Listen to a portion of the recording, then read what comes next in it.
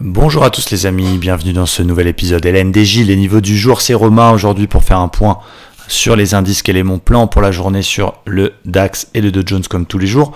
J'en profite pour vous rappeler au passage que vous avez des offres Black Friday pour ceux qui veulent rejoindre Livestream Trader avec les 3 programmes, notamment le programme Scalper qui vous permet de rejoindre notre Discord, de trader avec nous tous les jours en direct les indices américains à partir de 15h15, d'avoir accès à la formation, d'avoir accès au coaching. Enfin, c'est vraiment le top du top pour progresser. C'est idéal pour ceux qui tentent des challenges type FTMO ou autre. Et voilà, on vous fait une très belle offre pour ce Black Friday. On s'y est mis aussi. C'est jusqu'à dimanche. Profitez-en. Je vous mets le lien évidemment dans la description de la vidéo. Désolé, je suis un peu malade. Il fait froid ici en Andorre. Ça y est, la neige est là. Du côté du DAX, c'est intéressant parce que on est en train de casser la zone polarité qui tenait hier, qui a tenu hier, cette zone des 960. Le mouvement correctif se poursuit. En 4 heures, on est en train d'attaquer vraiment clairement cette zone avec une grosse bougie rouge. On est toujours en flux baissier. Moi, j'ai tenté une petite vente. Je vais vous expliquer pourquoi. Parce que on est en flux baissier court terme. On est sous cette résistance oblique 1, 2, 3, 4 points de contact. Et on a vendu avec les abonnés ce matin en direct la cassure du fanion par le bas. Fanion, figure de continuation baissière. En théorie, on est censé prendre la hauteur à l'entrée du fanion et la reporter, ce qui nous donne, regardez, comme par hasard, les 50% de Fibo et la zone 15 550 qui a aussi été polarité, résistance qui est devenue support. Donc voilà, j'ai vendu. Alors après, il faut qu'il casse les plus bas. Ça va être plus compliqué. Il faut qu'il casse les plus bas d'hier. S'il casse pas les plus bas d'hier et qu'il les tient, ça va être un peu chaud. Parce que ça veut dire que les niveaux des plus bas d'hier sur lesquels il y a eu des rachats sont encore vus comme des opportunités. Pour l'instant, on est pile dessus. Si vous n'êtes pas dedans, vous pouvez peut-être essayer de rentrer dans le train si on casse les plus bas d'hier, du coup avec un stop un petit peu plus court. Mais pour le moment, tant que ce flux est baissier en hyper court terme, ce qui reste très court, le 1 heure, même si pour un scalper c'est long, je n'envisage pas d'achat.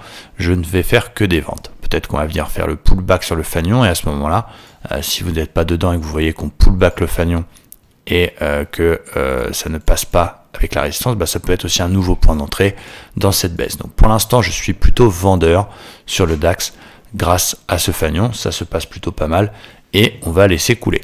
Le Dow Jones un peu plus solide, on va dire. Lui, il a tenu complètement hier sa zone de polarité autour des 370-400.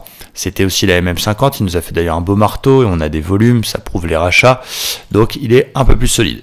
On a un espèce de double bottom qui n'est pas du tout validé, mais qui le sera si on casse les 830. Donc évidemment, si le Dow passe les 830 par le haut, moi j'arrête de chercher des ventes et je tenterai des achats sur rebond technique. Hier, on a fait une super session de scalping. D'ailleurs, on a fait 2 trades sur le Dow, plus 60 et plus 75. On a fait 135 points. C'était assez génial.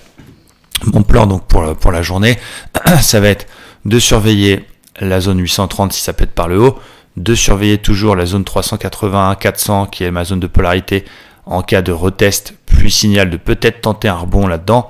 Là, je vais avoir du mal à vendre tout de suite parce qu'on est un peu au milieu de nulle part. Je vais avoir du mal à acheter parce qu'on est toujours un peu au milieu de nulle part. Donc voilà, je suis un peu plus en attente du côté du Dow Jones que l'on scalpe principalement l'après-midi sur des setups 5 minutes, 15 minutes bien précis. Notons au passage qu'on a des divergences baissières qui s'activent du côté des indices Standard & Poor's qui est le vrai boss et du côté du Nasdaq.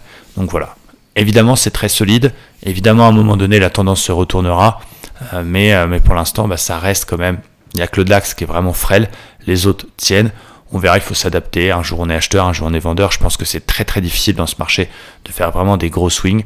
Il faut vraiment faire du day trading et essayer de ne pas avoir de biais. Plutôt vendeur sur le DAX, neutre sur le Dow. On verra cet après-midi. J'espère que ça vous aide un petit peu cette vidéo. Parfois, on a un plan prêt à l'emploi. Parfois, c'est moins évident.